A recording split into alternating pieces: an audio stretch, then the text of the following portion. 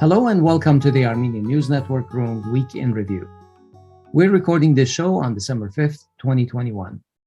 I'm Asbed Bedrossian, and along with Hovik Manucharyan, this week we're going to talk about the following major topics: regional geopolitics, Turkmenistan-Iran gas swap deal, and the opposition fizzles out. Again. And to talk about these issues, we have with us Benyamin Poghosyan, who is the chairman of Yerevan-based think tank Center for Political and Economic Strategic Studies. Benyamin was also deputy director of the Institute of National Strategic Studies at the Ministry of Defense from 2010 to 2016, and vice president for research at the National Defense Research University from 2016 to 2019.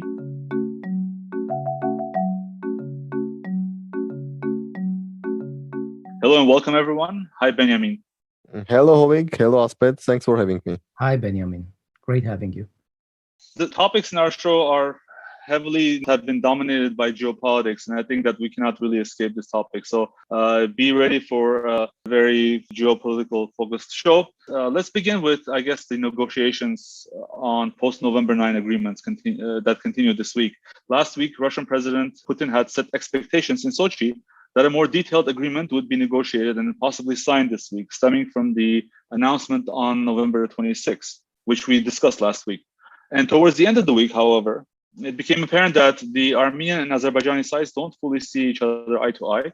At least one point of the disagreement seems to be the status and naming of the transport routes that are supposed to link Azerbaijan with Nakhichevan.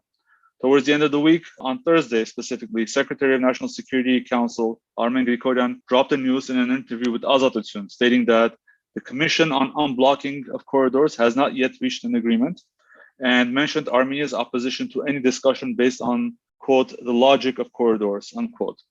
This was followed up by news on Friday that Armenia's Deputy Prime Minister Meher Grigoryan flew to Moscow urgently for negotiations, but apparently the meeting did not achieve any new results. An expected meeting between Arad Mirzoyan and Ceyhun Bayramov that was slated to take place in Stockholm was also nixed by the Azerbaijani side. And the reason given for that was the planned visit of Armenian MPs to Artsakh. Benyamin, we covered much of this before.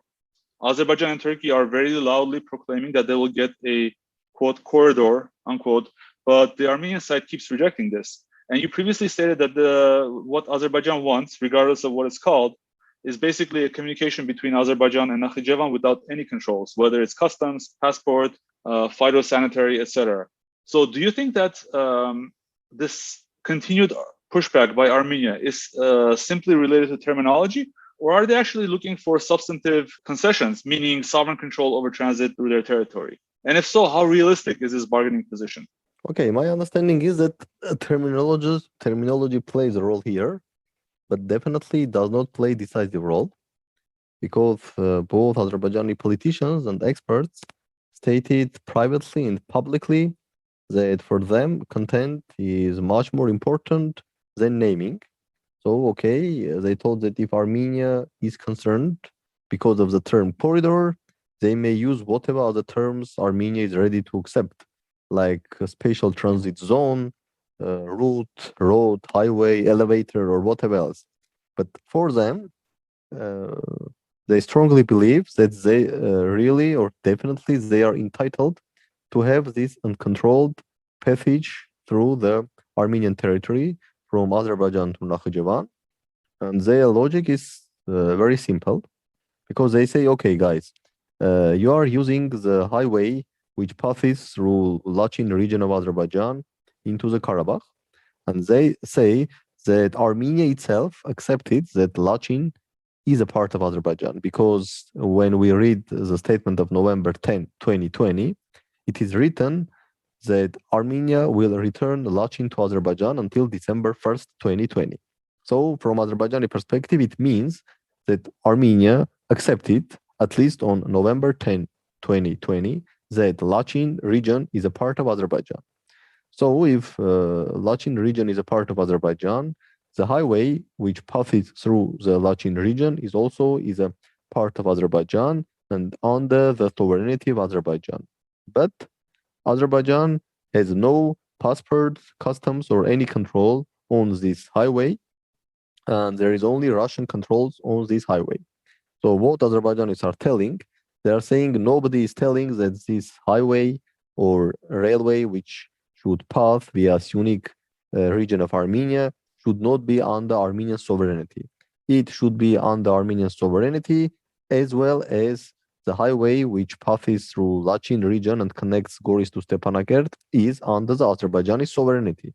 But if Azerbaijan has no control on this road, which is under its sovereignty, we believe or we demand that Armenia also should have no control on the highways and railways through Sunni province, which again should be and will be under the Armenian sovereignty.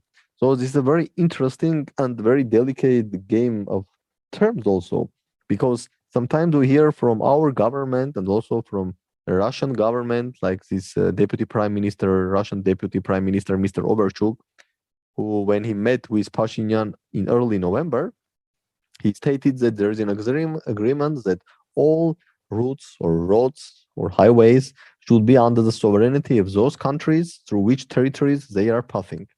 But from Azerbaijani logic, the sovereignty and control has nothing or not, they does not mean the same thing. Like they say, okay, you may have the sovereignty over the road, but you may not have any passport or customs control on this road. And they are telling that, Right. okay, let's take or see the example of this highway which connects Goris from Stepanakert. It passes through Azerbaijani territory. De jure, it's under Azerbaijani sovereignty. De facto, Azerbaijan has no control over this highway. The same they demand from Armenia. So this is both the battle of terms and even I would say the manipulation of terms, because when like the average citizen hears that, okay, any road through Sunni, which theoretically may pass through Sunni region to connect Azerbaijan with Nakhchivan, this definitely should be under Armenian sovereignty. And average citizen may say, oh, wonderful, no corridor, it's under our sovereignty. But we should be very clear that theoretically, it may be declared that highway or railway is under Armenian sovereignty and passing through Armenian territory, but Armenia will not have customs or will not be able to realize customs or passport control on this highway and railway. What I wanted to ask about the Goris Kapan, you mentioned Goris Kapan going through Azerbaijani territory. When I was watching the interview with Armen Grigoryan on Azat Utsun, that was the other interesting point, where he essentially claimed that Armenia has agreed to withdraw to the borders based on 1970s maps. I guess this was done in December 2020. But after that, he's proclaiming that Armenia can negotiate the demarcation and delimitation based on 1920s maps. So he's leaving room for Armenia to not agree, that eventually, like the final status of the Goris Kapan may not actually lie in Azerbaijan. But at the same time, we have Nikol loudly saying several times, and everyone in his cabinet saying that those are Azerbaijani lands. These seem to be two mutually canceling policies. And I cannot understand the reasoning behind this. Why would you sort of leave opportunity to sort of cast doubt on the status of the Goris Kapan highway, which would actually play a big role in this discussion? So when Azerbaijan is telling that, okay, we have the right to receive this uncontrolled passage through Sunni province, they used two examples. First, the Goris Kapan highway before they put customs, and they put customs on November 11, I believe. Before that, Azerbaijanis were using also the example of this Goris Kapan highway, telling that, look, your prime minister itself personally declared that this 21-kilometer of highway is Azerbaijani territory, but you are using this territory to reaching from spot A in Armenia to spot B in Armenia without any passport and customs control. So that is why if we provided you such entitlements or such prerogatives, so please do the same in this unique region. But and it was interesting when in some my discussions with some Azerbaijani experts, when I directly asked them, so you are using this passage through Goris Kapan highway as a blackmail against Armenia? They told yes. In some points, this is a blackmail. If you want to have free access from Goris to Kapan without passport and customs control through this highway. Okay, give us the same possibilities via Syunik region. And then I asked them, okay, in that case, you all know that we are constructing the alternative highway. And theoretically, we may say, okay, put customs in Goris Kapan highway. We don't want to use it. And what does it mean? Does it mean that you will lose your leverage or the tool to blackmail Armenia? They said no, because there is a second tool. The second tool is a Lachin corridor. And they say, okay, let's assume that theoretically somehow we are also dealing with this Lachin corridor issue. I'm not sure how, but what then? Okay, will you drop your demand of having this uncontrolled access via Syunik province? And they said no, because we have the third leverage. This is so-called enclaves issue, like Tigranashen on Yerevan-Yeregnador highway and these three enclaves on Yerevan-Tbilisi highway. They said, okay, even if somehow, I don't know why, this Lachin issue will be solved, I mean, in the way that Azerbaijan cannot use these as a leverage or as a blackmail tool to demand us the corridor, then they will say, okay, look, either give us Tigranashen or open us uncontrolled passage via Syunik province. So all this means that the decision made on oral agreements, which was done in mid-December 2020, to give to Azerbaijani control this 21 kilometer of interstate Armenia-Iran highway, this was, put it mildly, a terrible mistake. Or in more political or geopolitical terms, this was a strategic blunder. Right. Because this opens the way for Azerbaijan to put pressure on Syunik. This opens the way for Azerbaijan to penetrate into Syunik. And no one understood until now what Armenia got, what profits Armenia got from this decision to actually, because the decision in mid-December resulted in actual closure of this highway for Armenia. Because currently, starting from November 11, Armenia is not able to use its main interstate highway connecting Armenia with Iran. And all these discussions that this alternative highway is 100% equal to this M2 highway, this is frankly speaking out of reality. And you know what? With the Lachin corridor, it's guarded by peacekeepers. We know that Azerbaijan, whenever it's as a counterpart to its diplomatic track, it's always pushing the military. So if it believes that the Goris Kapan is its own and can exert military force, it will. So that's why it did so on the Goris Kapan highway. I think that in Lachin it cannot, because it's under the control of peacekeepers. So yeah, to me it underscores even more why would Armenia give such a huge trump card to Azerbaijan in this case, and it baffles me. But let me go to another point about these recent last week's discussions. The visit of the MPs to Artsakh was previously unannounced, and it seems to have been brought up right during the week of the negotiations. What's your opinion on the significance of this? And do you think it was like a negotiation tool? And could this be seen as a threat by Armenia, essentially, to maybe eventually to even recognize Artsakh's independence if these negotiations fail? My understanding is that there was some agreement reached, I believe, either on November 8 or November 9 of 2020, just before the signature of this statement, that after November 10, 2020, the political leadership or highest political leadership of Armenia is not going to visit Artsakh anymore. And by telling about highest political leadership, my understanding is that they were speaking about three persons. First, Prime Minister, second, President, and third, the Speaker of the National Assembly. And interesting regarding this week's or past week events was the case that Azerbaijani media and also expert communities, they stated that they had an information that Parliament Speaker Alen Simonyan also was going to visit Stepanakert on December 3. And according to their logic, this was somehow the breach of this unofficial or gentleman agreement reached in early November 2020. And interestingly, from Azerbaijani point of view, so they canceled the meeting not because of the visits of some MPs, because, in last 12 that has happened before. After the war, that's happened before. Some ministers visited, like Minister of Social Affairs and etc. But Azerbaijanis were very sensitive to the potential visits of president, prime minister, speaker of national assembly, which never occurred. And also they were very sensitive to the visits of Minister of Foreign Affairs and Minister of Defense. We all know that Minister of Foreign Affairs visited Artsakh in early January or mid-January 2021. And there was a very harsh statement from Azerbaijan, very tough reaction. And after that, almost 11 months passed, no visit of Armenian foreign minister to Stepanakert. And then we know that there was a one publicized visit of Armenian Ministry of Defense to Artsakh on November 6th. I mean publicized because there was an official press release from Armenian Ministry of Defense. And it was interesting that in this press release, they used the term Republic of Artsakh. Like Minister of Defense Arshak Karapetyan visited Republic of Artsakh. And we all know that after November 10, 2020, Armenian current leadership never used the term Republic of Artsakh.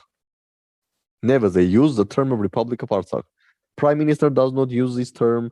There was no term of Republic of Artsakh in government program, which was approved after June 2021 early parliamentary election. So it was very interesting to see on November 6th in the Armenian MOD press release the term Republic of Artsakh. And again, there was very tough reaction from Azerbaijan. Of course, the week after he visited Artsakh, Garabedian was sacked, right? He was removed as... Yes, he was sacked on November 15, I believe. Right. Is it possible that the two events are related at all? I don't believe that's the only reason for firing Karapetyan was or could be his visit to Artsakh, but I also don't exclude that this played its role. So definitely it could be one of the reasons.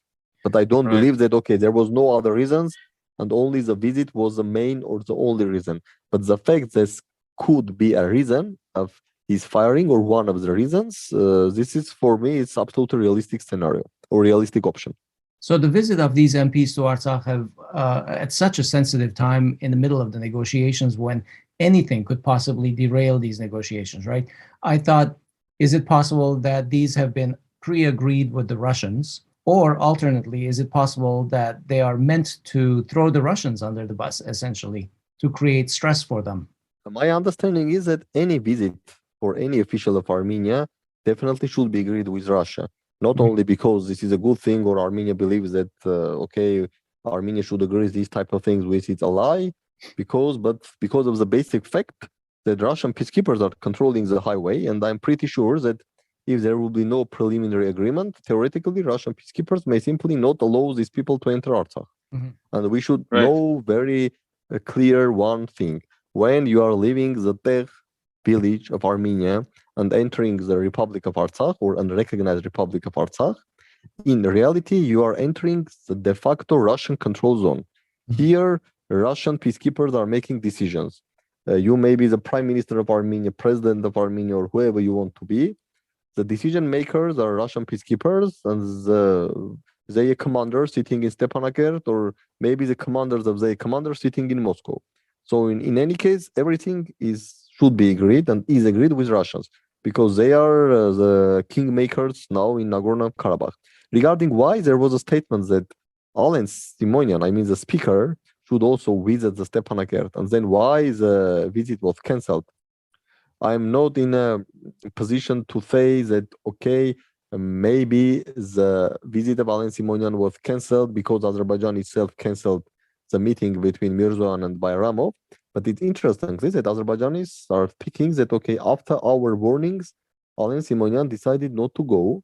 And I have some doubts that by saying about warnings, they don't mean also the cancellation of meeting between Mirzoyan and Bayramov, but also this terrible assassination of Armenian citizen in Artsakh, because this also happened on December 2, I believe.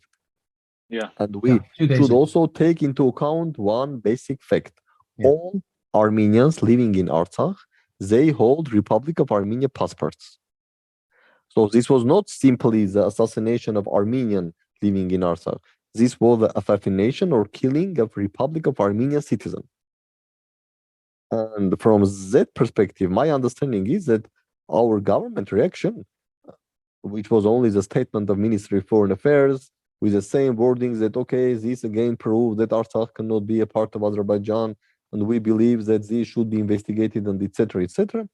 This is absolutely not enough, because this was a third killing of Republic of Armenian citizens. I mean, deliberate killing in last 2 months. First, Yes. this was a sniper shot in tractor driver in Martakert. That's right. Second, on November 8th, the young guy was killed near Shushi.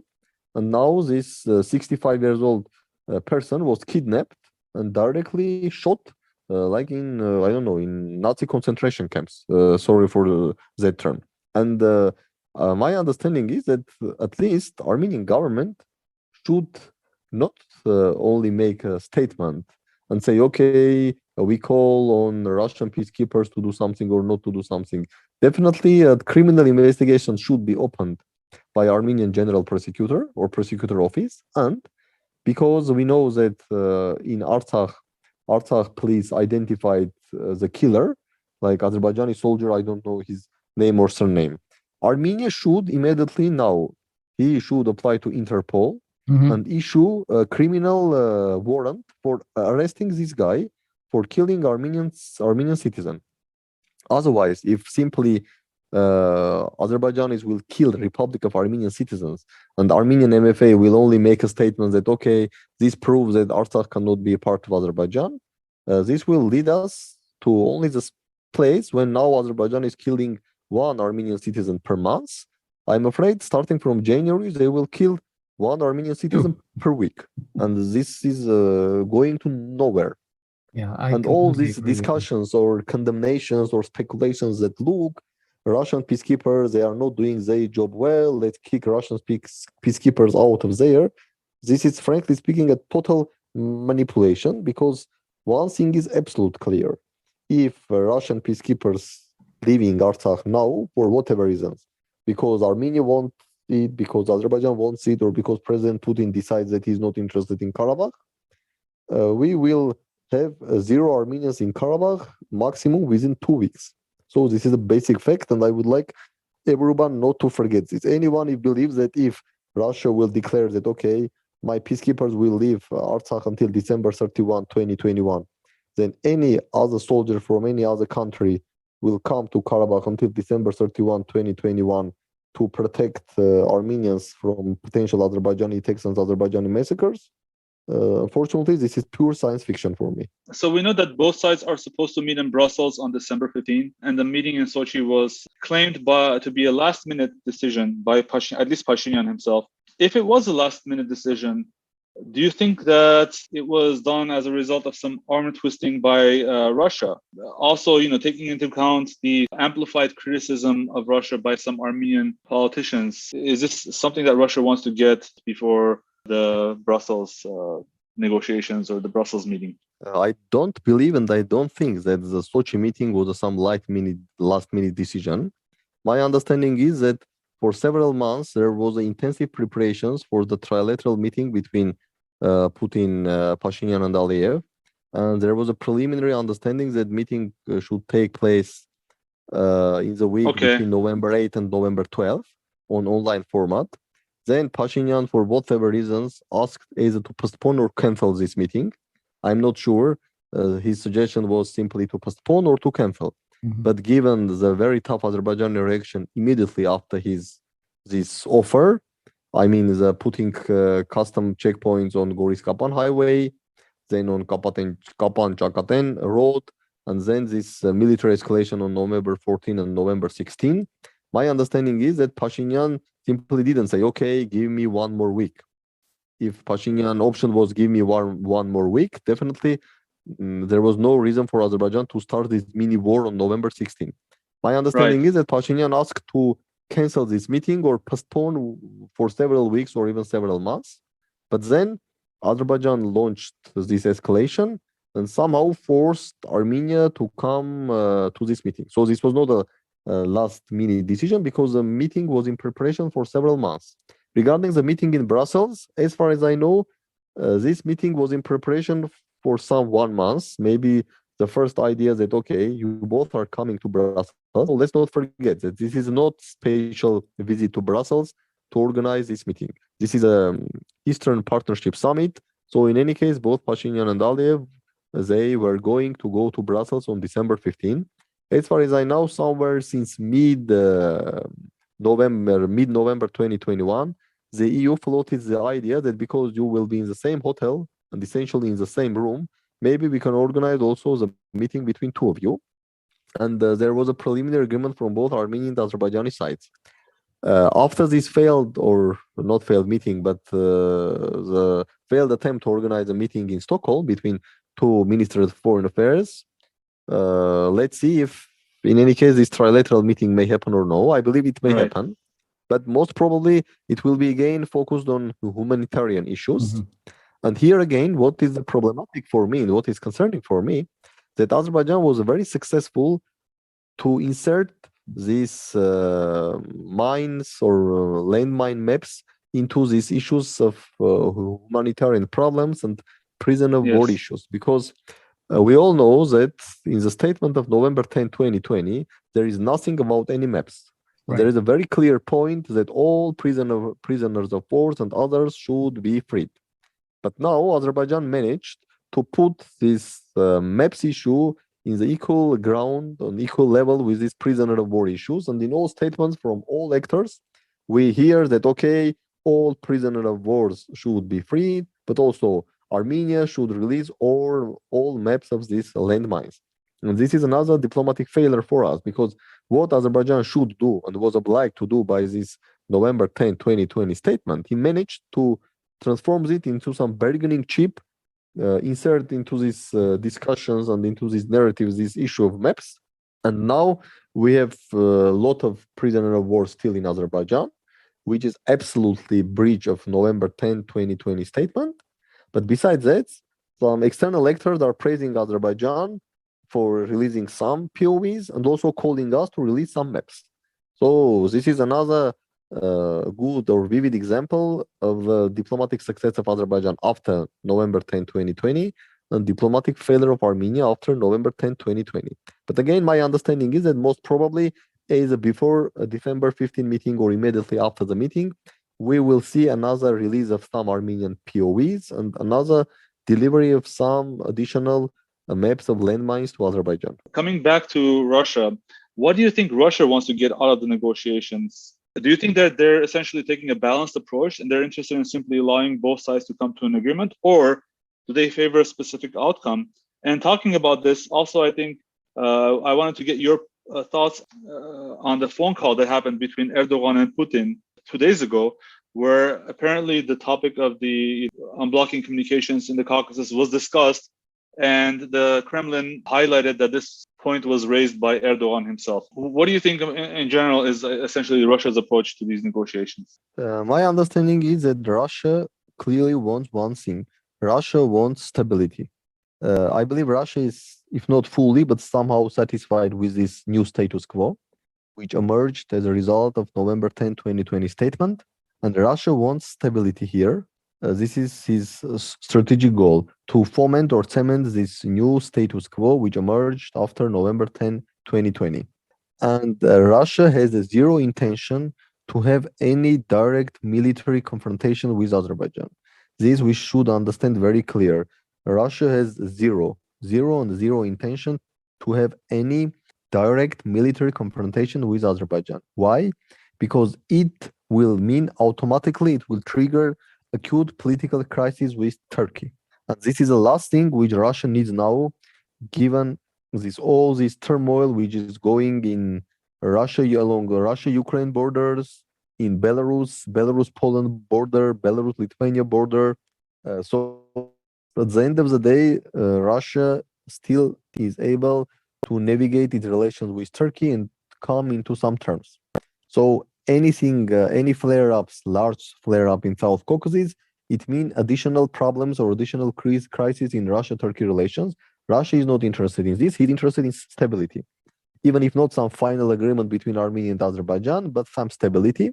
And that is why also Russia is interested in opening up those communications, because Moscow believes, and in this case, not only Moscow, but also Brussels and Washington, that if Armenia and Azerbaijan will start to trade each other, it definitely will decrease the level of conflict. Would it be true then to say that if Pashinyan actually made even more concessions to Aliyev at the cost of Armenia, but it, at least for the short term, it ended up in pacifying the situation and getting more stability, then Russia would go for that approach? I believe yes, and especially for these communications or transit or corridor issues, my understanding is that Azerbaijan also knows that Russia needs stability, and I believe that this type of conversation may happen between President Aliyev and President Putin. Like Mr. Putin, I know that you don't want to hear about some problems in these mountainous regions. Like every week, someone is calling to you, or Pashinyan calling to you, telling, "Oh, Azerbaijanis are killing us, help, help," or your defense minister calling Shoigu. And we all know that Mr. Shoigu is a very busy man, but again, he has to spend some time to call Armenian defense minister, Azerbaijani defense minister, say, okay, stop killing each other, and etc., etc. We all know that you are fed up with this mess.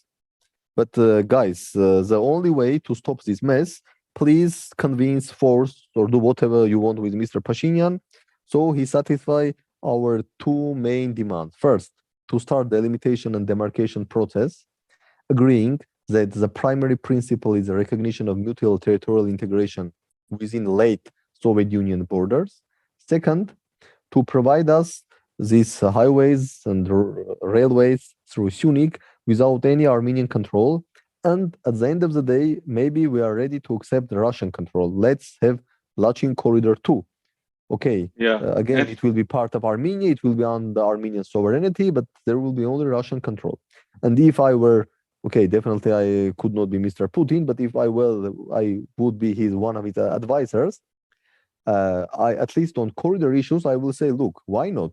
Why not have only Russian control in this corridor, which eventually will connect Azerbaijan with Turkey?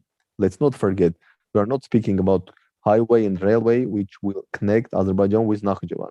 This is a highway and railway which will connect Azerbaijan with Turkey. And if this will be purely under Russian control, it means additional leverage for Russia against both Azerbaijan and Turkey. So my understanding is that at the end of the day, Russia would not be against, or even would be for, to having these highways and railways passing through Sunik, connecting Azerbaijan with Nakhchivan and Turkey under its control. But doesn't this mean that Russia would agree to like essentially a ticking time bomb? Yes, temporarily it might have control, but in the future, if its powers are weakened, then Azerbaijan and Turkey would be more compelled to maybe even take direct control over it, saying, this is a strategic communication route or a critical infrastructure route, and use that as a pretense to invade Armenia. Theoretically, what you are saying may happen maybe after 10 or 15 years. But my understanding is that at the end of the day, and as a Russian expert and also military experts, they are telling that, look, guys, we don't afraid of Turkey. So all which you Armenians are telling, and we hear some lot of statements that if Artsakh falls, it will mean the North Caucasus will fall, the second battle will have somewhere near Moscow, and etc., etc. From Russian point of view, this is total bullshit. They are telling, look, guys, don't overestimate the importance of these 2 or 3 mountains in Artsakh or even Armenia. Don't believe that if after 5 years Azerbaijani flag will be in Stepanakert, it means the end of Russian empire or end of Russian statehood. Okay. You think too much about yourself. This is first. They say that at the end of the day, for upcoming 100 years, Russia will be militarily much more stronger than Turkey. And if at the end of the day there will be some military clash between Russia and Turkey, we are speaking about military clashes, Russia will destroy Turkey within few minutes. So this is first.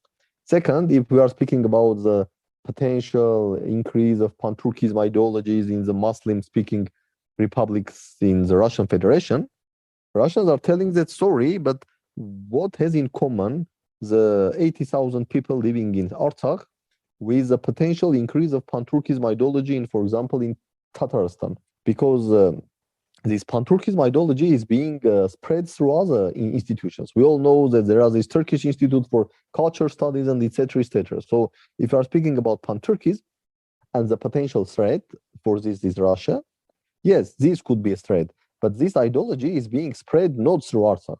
At least the Russians are telling this, that, okay, this may be a problem for us, But sorry, Artsakh has nothing to do for it.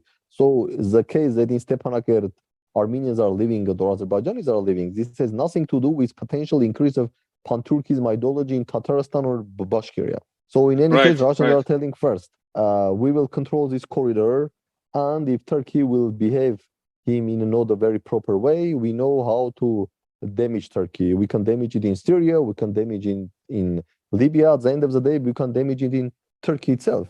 Let's not forget that Soviet KGB has very close ties with the Kurdish PKK. And I'm sure that the Russian Foreign Intelligence Service and the Military Intelligence Service still have very quite connections with PKK. So from Russian point of view, they have a lot of instruments to punish Turkey, to put pressure on Turkey. And from their perspective, the fact that some 90,000 people living in mountains in Artsakh, this has nothing to do with potential threat which pan-Turkist ideology may pose for Russia. Okay, they say this is threatful, but please, as they tell us, explain how these poor Armenians living in Stepanakert, how they are preventing the spread of pan-Turkism ideology in Bashkiria, for example. But if that's the case, why is then Turkey itself putting so much importance on this corridor? Is it just basically to appease Azerbaijan? No, it's trying to reach into Central Asia. My understanding is that Turkey thinks, or Turkey hopes, that if not now, but after 15 or 20 years, Russia will not be as strong as now. And maybe Russia will say, okay, guys, I don't need the South Caucasus, or I'm not able to keep the South Caucasus.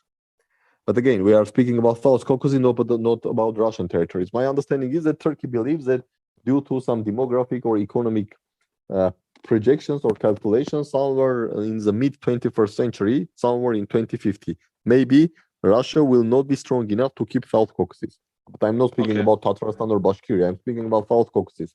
So from a Turkish perspective, maybe this is a first step in this long journey to it's a very long transform game. South Caucasus, yes, from Russian backyard into Turkish backyard. But this is a very long game. And frankly speaking, I'm not sure that even in the United States, think tanks or state institutions are able to calculate what may happen after 30 years. So this is a very long game, but it's very murky, frankly speaking. Benyamin, no one can say what will happen with Russia after 30 years, but also no one may argue what will happen with Turkey after 30 years. Let's say we have achieved some kind of transport links or corridors by whatever name they call it.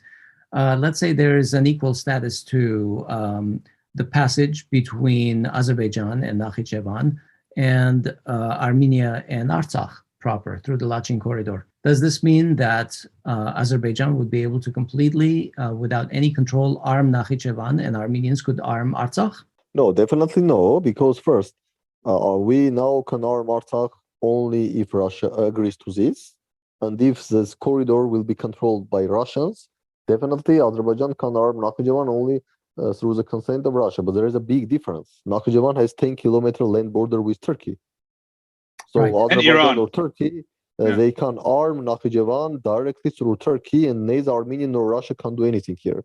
So there is a big difference. So because if the only way which connects Karabakh to anywhere besides Azerbaijan is this Lachin corridor, let's not forget that Nakhichevan has also border with Iran. But most importantly, Nakhichevan has a 10 or 9-kilometer land border with Turkey.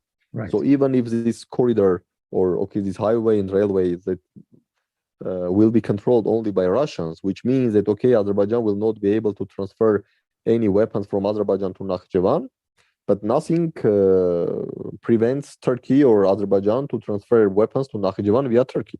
And this week we saw escalated criticism of Russia by Armenian politicians. It has always been there, but it was probably slightly more escalated this week. It got to the point where the Russian Ministry of Foreign Affairs actually chastised Alen Simonyan. So there was an incident where Alen Simonyan essentially stated that Russia could have given Artsakh to Azerbaijan through the Lavrov plan. And the Russian Foreign Ministry responded saying that it is deeply regrettable that some Armenian politicians not only do not refute the absurd thoughts of the surrender of NKR by Russia, which does not belong to it, but also, in fact, associate themselves with such faceless judgments. Obviously, we also mentioned the Armen Grigoryan interview.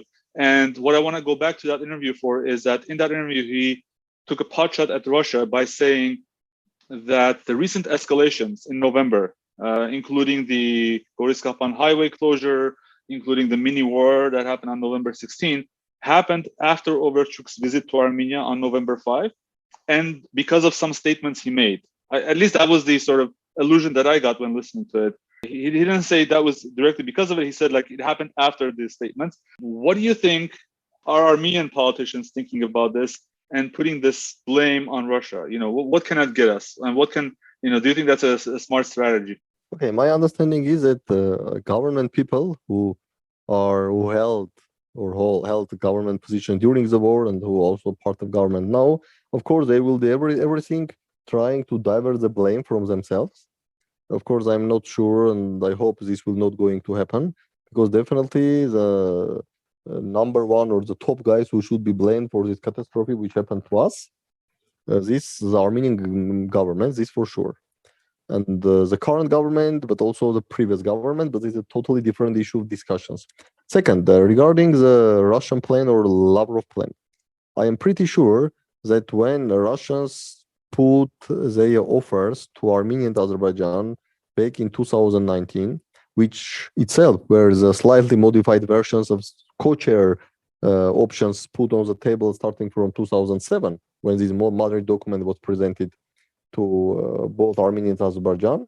I'm pretty sure that Russia told Armenians that, look, guys, in last 10 years, Azerbaijan bought the weaponry of approximately $40 billion. You bought weaponry in a much less scale. Why we didn't that? It's your own business. But we all know that the military balance is heavily in favor of Azerbaijan. You know that, we know that, Azerbaijan knows that, Turkey knows that. So there are either two options.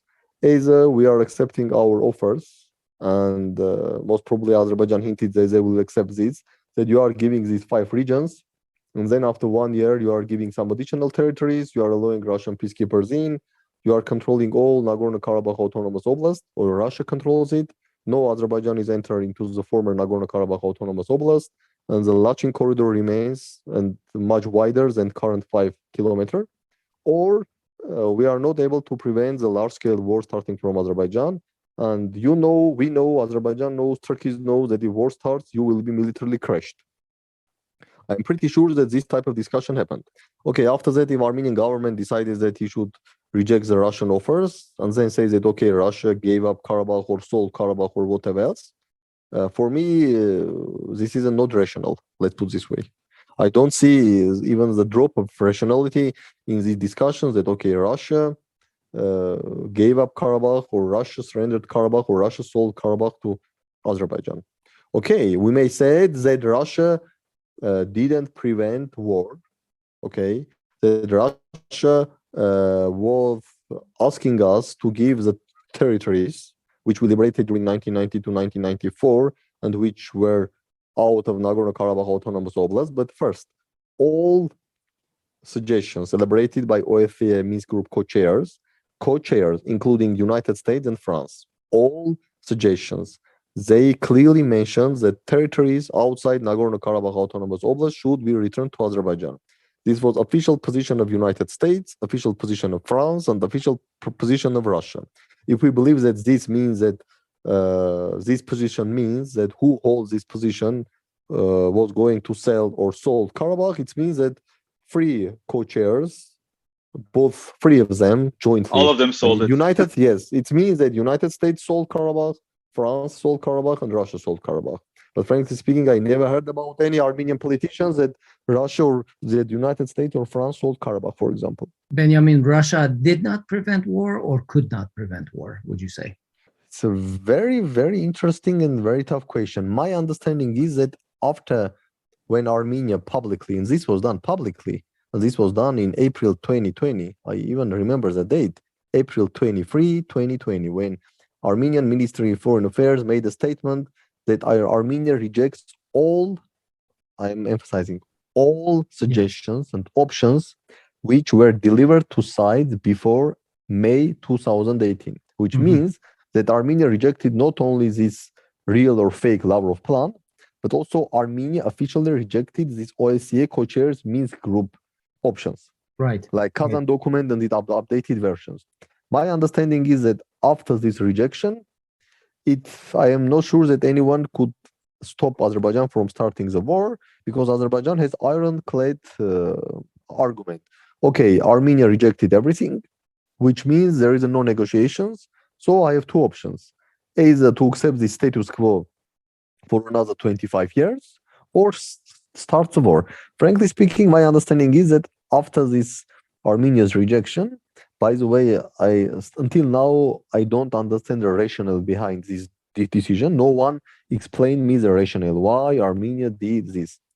Especially when after the war, the current government is telling us that when we came to power in May 2018, we immediately understood that Armenia has no army, that the Armenian army was a money laundering machine, that all this money allegedly spent on armies, they were spent in casinos in Baden-Badens, and we understood that we have no army.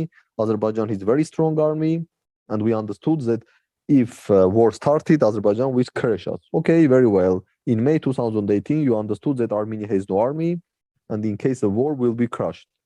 And then Russia came and say, okay, this is the last chance. Either you are going to accept this offer, or maybe war started, or 99% war started. But then you told or stated that I'm rejecting not only Russian offer, but I'm rejecting also OIC Minsk Group co-chairs offers. So what is the rationale behind this? Until now, I couldn't find it, and no one explained any rationale. I want to talk about the Turkmenistan-Iran gas swap deal that was announced last week as well. In the efforts to overcome its political losses since the geopolitical power shifts in the South Caucasus since the 44-day war, Iran appears to be making a deal with Turkmenistan and Azerbaijan to remain a player in the gas pipeline infrastructure. To this end, it seems to have struck a gas swap deal with Turkmenistan to provide Azerbaijan with Turkmen gas via its territory around the Caspian. Also, there were some announcements about the North-South corridor running through Azerbaijan. No, not Armenia. I was interested to know, do these recent announcements by Iran indicate a change in Iran's stance on regional geopolitics compared with a month ago when there were almost threats of open military conflict on the borders? Or has this always been Iran's strategy essentially to hedge its bets on both, like Azerbaijan and Armenia? Essentially dual railing or multiple railing its north-south options. Okay, regarding north-south options, I believe months ago published a paper on that. I'm not an expert on logistics, but also I have discussion with some expert of logistics. As far as either we do not have Armenia-Iran railway passing through Sunik, or we are not going to have the absolutely new highway from Yerevan to Armenia-Iran border. As far as one of these two options are not materialized, every discussions about Armenia as a part of North-South international corridor, like China, India, putting their hopes on Armenia to become something very important place to bring Chinese or Indian goods to Europe and vice versa. This is science fiction and has nothing to do with reality. Because guys, let's look. Currently, we do not have even normal operating highway from Armenia to Iran. We have only this alternate, very small highway, which I can assure you that even the small logistic company will not bet its money to organize a small amount of freight transportation through this alternate highway, which after first snow may even be closed. So This is first. Second, about Armenia-Iran railway. We all remember Sir Sargsyan statement, autumn 2008, within few years, Armenia-Iran railway will be ready. 13 years passed, 13 years, nothing. And I'm afraid that this is not going to happen. I speak about direct Armenia-Iran railway, not potential Armenia-Nakhichevan-Iran railway, which means Armenia-Azerbaijan-Iran. I'm speaking about Armenia-Iran direct railway through Sunik. Now, this new highway, so-called Armenian North-South, like to connect Armenia-Georgia border with Armenia-Iran border. We all know that currently there is only very small section of this highway constructed in the south from Yerevan to Artashat, only 22 kilometers. From Artashat to Merli, nothing has been done. Yes, there are some discussions that potentially European Union will provide 600 million euros of loans to start the construction of Sisyant-Kajaran section, but there is no 100% guarantee that this construction is going to be started. Second, No one have slightly idea how and who will be funded the section from Kajaran to Armenian-Iran border. And third, even by some miracle, Sisian-Kajaran construction starts in 2023, and Armenia funds money to start the Kajaran Armenia-Iran border construction. Again, construction starts in 2023. This new highway, which will connect not Yerevan to Iran-Armenia border, but Sisian to Iran-Armenia border, will be ready only in 2030. This is a base case scenario. 2030, we have highway which connects Sisian to Armenia-Iran border, new highway with tunnels, bridges, and etc. Base case scenario. What happens for the highway between Artashat and Sisian? Again, no idea. So all this hype, and this is a real hype, that there is some geopolitical struggle, and I had a lot of papers like United Kingdom or US or UK supports Turkey and Azerbaijan, or even Russia, UK supports Turkey and Azerbaijan, VS, India, China supporting Armenia in some geopolitical battle. It's something like a Game of Thrones or Avengers Endgame happening in Unique region for the control of these large-scale transit issues. This is all hype, unfortunately. Let's be very clear again. No international small-level transit is going to happen through directly Iran-Armenia if either Armenia-Iran railways is operational, which is not going to happen, or Yerevan Megri new highway is going to be operational with base case scenario will be somewhere in 2030 or even after 2030. This is regarding all this hype of Armenia becoming the hotspot of global logistical hub. Sometimes I have feeling that Armenia is thinks that Armenia is a Pacific Ocean, like this all huge transit which is going from China via Pacific Ocean to Los Angeles and coming back. This will pass through Armenia. Who knows how? Well, so Armenian air provides like a lot of positive energy to all the goods that travel through it. So they'll be re-energized and be more higher quality. And regarding Iran's policy, Iran was satisfied with previous status quo in Nagorno-Karabakh. This is 100%. Iran is not satisfied with current status quo, but Iran knows very well that he has no resources either to bring back the previous status quo or significantly impact the current status quo. So Iranians are smart guys. If you have not able to change the situation, you should adapt. This is a worse situation than before, but at least you should adapt to prevent it to becoming even worse or to becoming the worst. So, and what does it mean? Iran trying to adapt itself to the new situation in South Caucasus. So Iran has two basic goals in South Caucasus. First, South Caucasus should not be used by US and Israel for anti-Iranian activities. This is Iran number one goal. South Caucasus should not be used by US and Israel by any anti-Iranian activities. This is Iran's goal. How to reach this goal? First, we all know that the number one place which can be used for anti-Iranian activities is Azerbaijan. This is no secret that Mossad is very active in Azerbaijan, that they are recruiting Iranians, and some Iranians have been recruited by Mossad in Azerbaijan, then went back to Iran and killed top Iranian nuclear physicists. This is very clear fact, but this does not mean that Iran is going to bomb Azerbaijan or invade Azerbaijan. Okay, right. This means that Iran should do two things. First, they are interested to see more Russia in South Caucasus because they know very well more Russia means less US. This is from Iranian perspective. So more Russia in South Caucasus. That is why after Velvet Revolution, Iranians were very concerned that maybe this is another color revolution. Russians will be kicked out from Armenia, which will be much, much more stronger US in the region. So more Russia and less United States and some relation with Azerbaijan, some pressure, like a policy of stick and carrot. Pressure on Azerbaijan, but also some carrots on Azerbaijan. Because okay, if you are not going and if you are not able to invade Azerbaijan militarily and prevent Mossad using Azerbaijan as a hotspot or launchpad against anti-Iranian activities, okay, what can you do? You should have some discussions with Azerbaijani leadership, trying to influence them at least to make Israeli presence a little bit less in Azerbaijani soil. So all this military drills, etc., all know that Iran is not going to invade Azerbaijan. First of all, because Iranians know that Russia believes that South Caucasus is its backyard, and Iranians are not stupid to militarily invade Russian backyard. This is number one. Number two, any even if Iranian goes crazy and decided to invade Azerbaijan, it will immediately trigger Iran-Turkey war. So we will forget, and we should forget that Iran invades Azerbaijan. But Iran can play a game with Azerbaijan. Sticks like military drills, some pressures, using Shia activism in Azerbaijan, blah, blah, blah. And carrots. Okay, you can use our territory to reach Nakhichevan, you can use our territory to receive this gas from Turkmenistan. And at the end of the day, Iran and Azerbaijan are part, and this is not a science fiction, they are really the part of this international north-south corridor. Is the volume of the gas through that pipeline 2 billion, I think, cubic meters? Yes, it's 2 billion cubic meters as far as, yeah. Is that significant?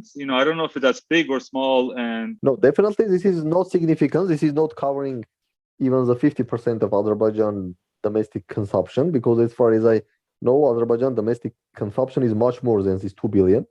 Armenia consumes approximately 2 billion cubic meters gas per year, but Azerbaijan domestic consumption is much higher.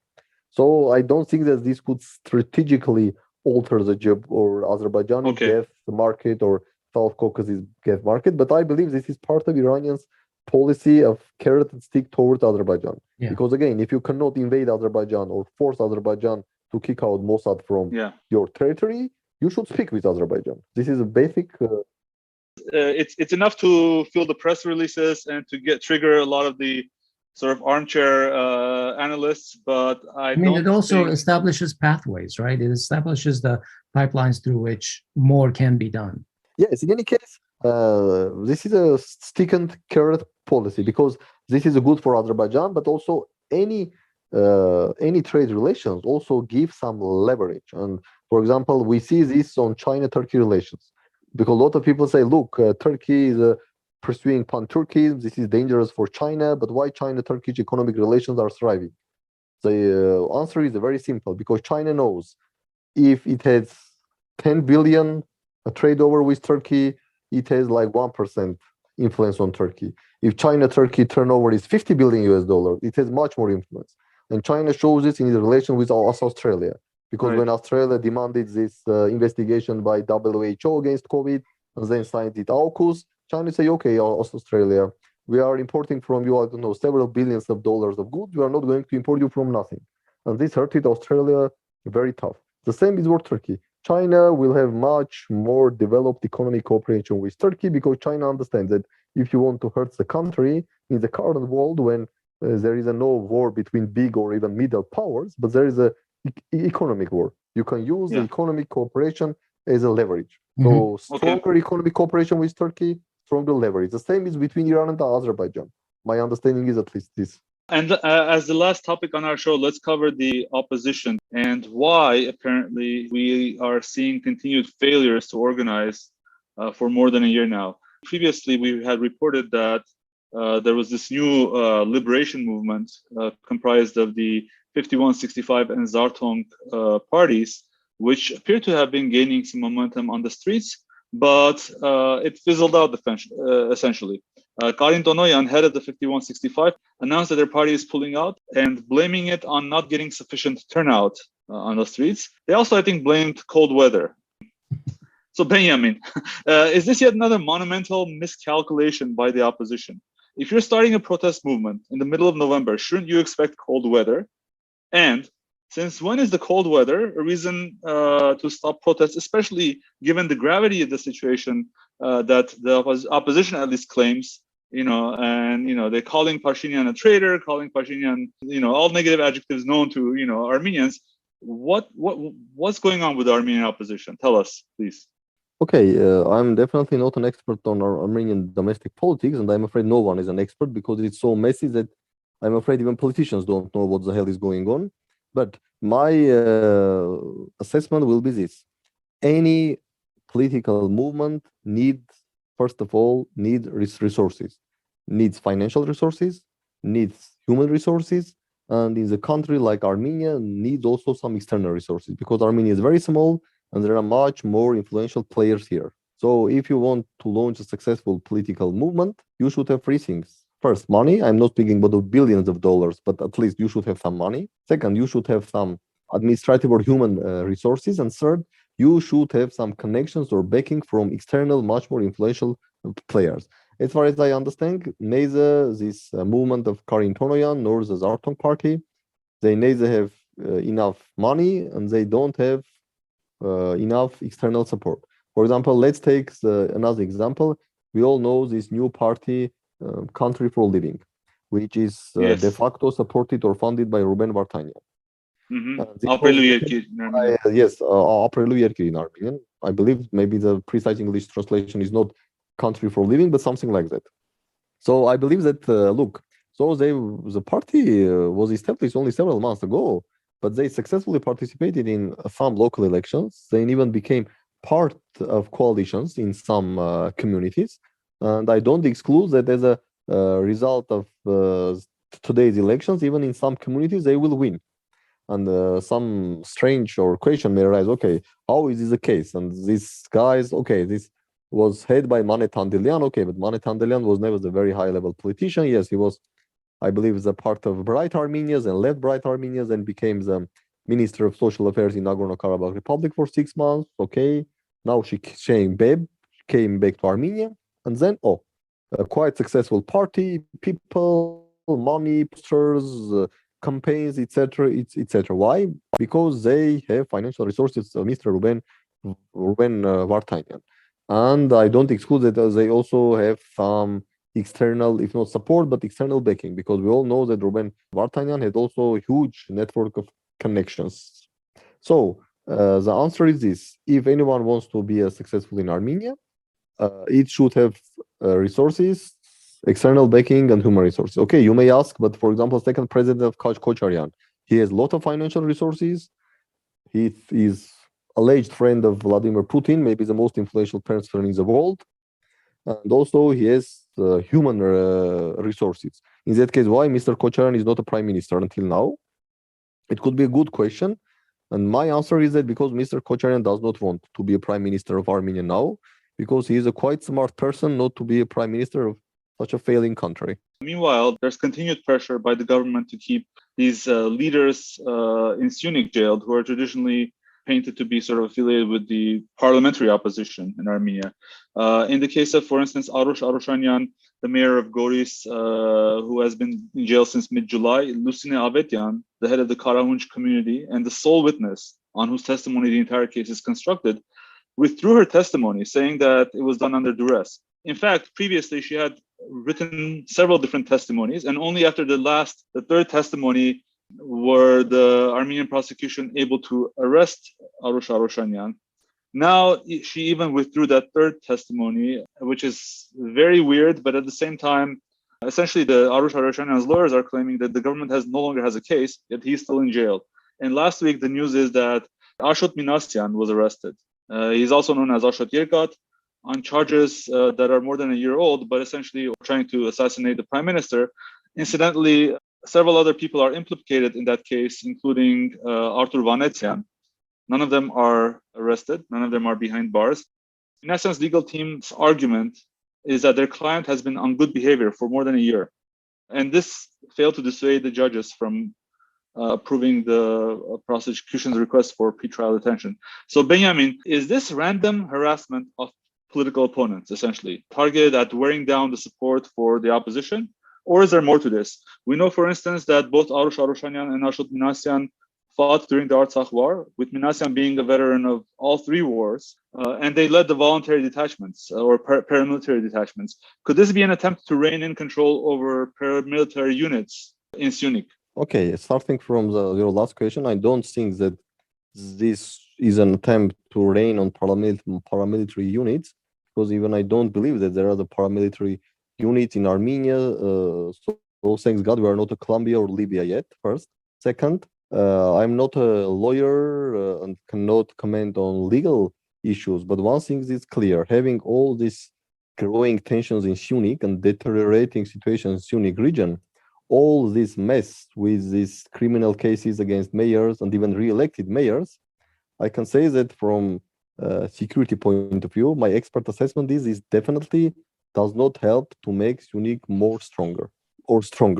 Definitely all these criminal investigations against these former or current mayors of the Syunik region, because yes, the former and current re-elected mayor of Goris is in the jail. The mayor of Kajaran is in the jail. I believe the former mayor of Sisian was elected as a MP. He was freed, but then again he's in jail. Definitely all this creates some non-healthy environment in Syunik, because we should understand that these people has their friends, has their circles, and all this creates also domestic animosity inside Syunik. And Syunik itself is a very small place. The population of Syunik is only 120,000, and now who are maybe hating each other more than they are hating Azerbaijanis. And this is terrible, and definitely this makes Syunik weaker, and which from security or strategic point of view, regardless of who did what from pure legal point of view, all these developments make Syunik weaker. And all these developments will not make Syunik stronger, and will not bring Syunik to a better place. I'm speaking as an expert on security issues, not as a lawyer or as a legal expert. All right, we'll leave it here for today. Thank you, Benyamin, and thank you, Asbed. Thanks, Benyamin. Thank you. Thank you. Thank you very much.